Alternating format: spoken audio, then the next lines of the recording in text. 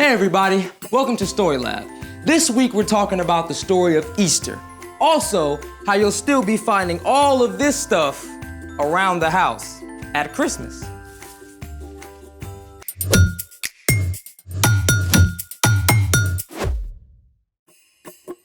Hey, I'm Carter. And I'm Zeke. We're talking about Easter, which is celebrating that Jesus is alive. We said celebrating.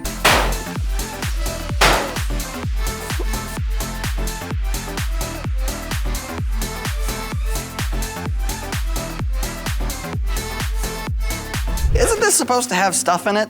Of course, we're gonna dye Easter eggs. Oh, that's very traditional of you. Not these eggs. Well, these are just boring, regular eggs. What? My friend, let me properly introduce to you the humble egg. So much more than meets the eye. We start with the shell, but directly underneath, there's a stretchy membrane. This holds in the egg white, or albumin. And finally, we have the yolk in the very heart of the egg. Okay, so shell, membrane, white, yolk. Got it. Shall we do it? Let's make it. Okay, we've got vinegar and food coloring. Where's the hot water? We're not using water to dye these eggs. Ah, the plot thickens. Step 1, fill 6 glass jars halfway up with vinegar. All vinegar? Yep. All right. Step 2, put about 5 drops of color in each jar.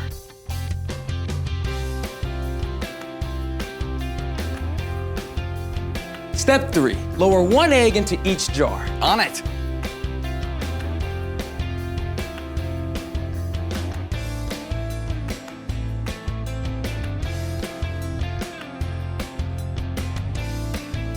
Ooh, done. All right, how long do we need to wait? 5 minutes, 10 minutes? 3 days. What? That's how long we have to wait. 3 days? Yep. And speaking of 3 days, it's time for The story before the story. Today we're in Luke, the 3rd book of the New Testament. In the beginning, God created everything. But when people turned away from God, the world was broken. God loves us way too much to leave us on our own. So God chose one family, the Israelites, and promised to bless the whole world through them.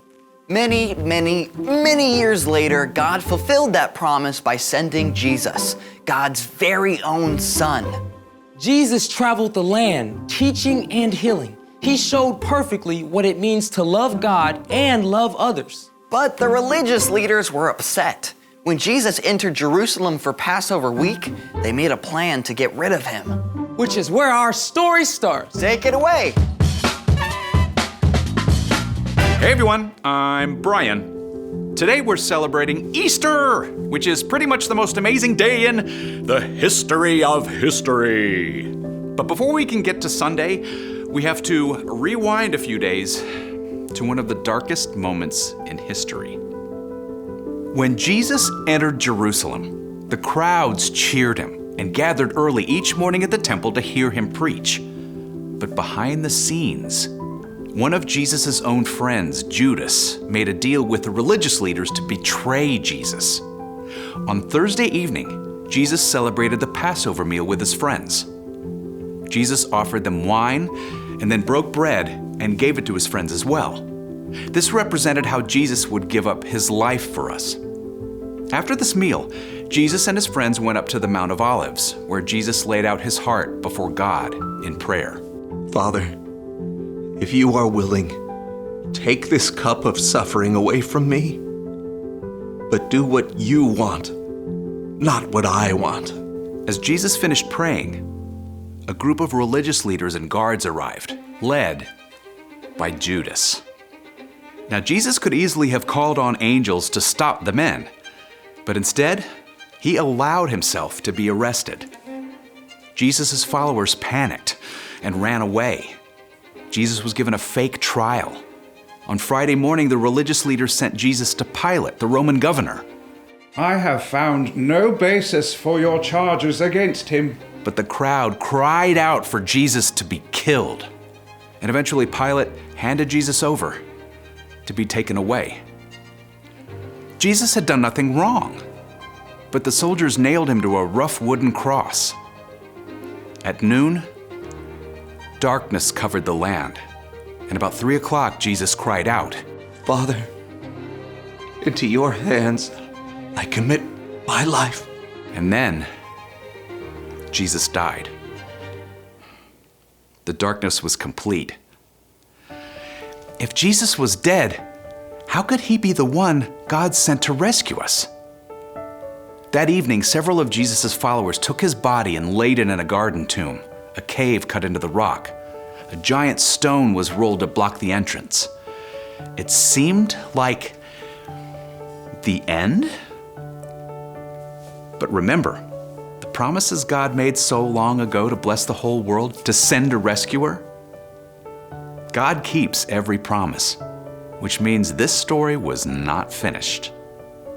Through the dark of Friday night and Saturday night, Jesus' friends hid out, afraid that they might be arrested next. Some of the women who followed Jesus wanted to place spices on his body, which was the tradition at that time. But they couldn't do any work on the Sabbath, Saturday, so they waited. And early on Sunday morning, the women gathered their supplies and hurried through the darkened streets to the garden and the tomb. Wait, what about the stone? Maybe we can roll it to the side? If we all work together. I don't know. It's huge. But when the women arrived at the tomb, they discovered something incredible. Look, the stone is gone. Should we go in? Of course. We have to. What the women discovered was unbelievable. He's gone. As they stared in shock, 2 brilliant angels suddenly stood beside them. The women fell down with their faces to the ground. Why do you look for the living among the dead? Jesus is not here. He has risen. Remember how he told you that on the 3rd day he would rise from the dead? As the angels spoke, the women did recall what Jesus had told them. They were filled with joy and raced back to where their friends, including Peter, were staying. He's alive! Jesus is alive! Don't joke about that. But the tomb is empty. We saw angels. They told us. It's not possible. Peter had to see for himself. He ran to the tomb and saw the linen strips, but no angels. He left wondering what on earth had happened. And the situation got even more confusing later that day when 2 of Jesus' followers reported that they had met Jesus along the road to Emmaus. We told you. What Cleopas says proves it. Maybe someone stole his body to cause trouble.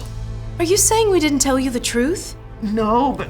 As they tried to figure out what was going on, Jesus himself appeared in the room with them. What? How? May you have peace. Jesus' friends were surprised and terrified. I mean, some thought Jesus was a ghost. Why are you troubled? Look at my hands and feet. It's really me. Touch me and see. A ghost does not have a body. Jesus showed the places in his hands and feet that were scarred by nails. His friends were excited, but they still had a hard time believing. But how? This is too good to be true. Do you have anything to eat? They gave Jesus some cooked fish and he ate it. Definitely not something a ghost could do. Then Jesus helped them to understand what was happening. This is what I told you. Everything written about me must come true. The Messiah will suffer. He will rise from the dead on the 3rd day. People from every nation will hear it, beginning at Jerusalem. You have seen these things with your own eyes. Jesus is alive. In fact, more than 500 people saw Jesus after he was raised to life. He proved that everything God says is true, and death is not the end, but that is the end of our story today. Can you imagine what it would have been like to have Jesus just show up in the room? I get why his friends weren't sure he was real at first. Yeah, and everything had gone so wrong. And suddenly everything was completely right. Yeah, it's the best plot twist ever. So what's our part in the story? Well, there is one thing to remember today, that Jesus is alive. When you choose to believe in and follow Jesus, you make him the foundation of your life. You can trust him with everything.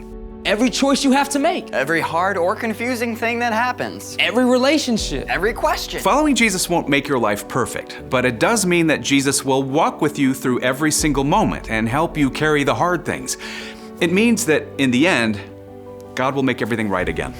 That is a major cause for celebration. And you can share it with everyone you know. You got that right. Happy Easter! See you next time. So, here's the thing. Jesus is alive. He's the light of the world. The brightest light ever. After the darkest 3 days. Oh, hey, about 3 days. Do we really have to wait that long for this, experiment? I actually had the same experiment set up 3 days ago. So these eggs have been in vinegar for 3 days? They look a little weird and bigger. Well, first we have to clean them off in water. Okay. Whoa. What happened to the shell? So, the vinegar dissolved the eggshell, then the membrane allowed the vinegar through to color the egg white. I love science. Try this. Like this. No way! Bouncy Easter eggs! That's awesome sauce! Whoa. Thanks for joining us in the Story Lab. See you next time. This is amazing. Oh, let me get the last one out. Whew. Yeah, how durable are these things? They're pretty durable. Okay. What about now?